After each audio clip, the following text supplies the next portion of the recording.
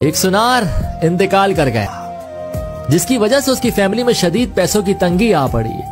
तो सुनार की बीवी ने अपने बच्चे को नीलम का हार देते हुए कहा कि इसे अपने चाचा की दुकान पर ले जाओ और कहना कि इसे बेचकर कुछ पैसे दे दें। बच्चा चाचा की दुकान पर गया और बोला, ये माँ ने दिया है, इसे बेचकर कुछ पैसे दे दें। चाचा सुनार कुछ देर खामोश रहे और हार को देखते रहे। फिर बोले, बेटा अपनी माँ से कहना कि अभी मार्केट में मंदी है, कुछ टाइम बाद इसे मेरे पास भेजना। जब मार्केट अच्छी हो जाएगी तो उसके अच्छे पैसे भी मिल जाएंगे।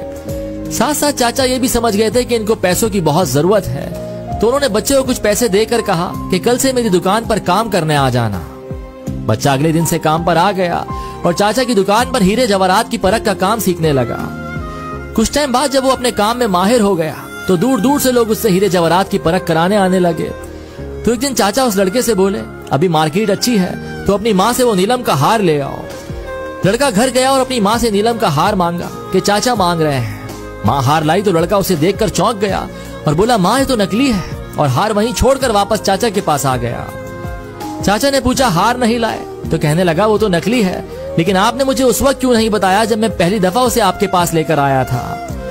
तो चाचा बोले, अगर मैं उस वक्त तुम्हें ये बात बता देता कि वो हार नकली है तो तुम और तुम्हारी माँ को लगता कि आज हम पर बुरा वक्त आ गया है, तो सगा चाचा भी हार को नकली बताकर हमसे मुनाफा कमाना चाहता है।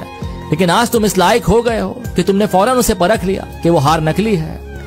अक्सर हम गलत फहमियों का शिकार होकर अपने ही करीबी रिश्तों से दूरी बना लेते हैं या उन्हें खो बैठते हैं। तो अगर आपको इस सब से बचना है तो हर बार हमेशा सच्चाई को ही परखना है।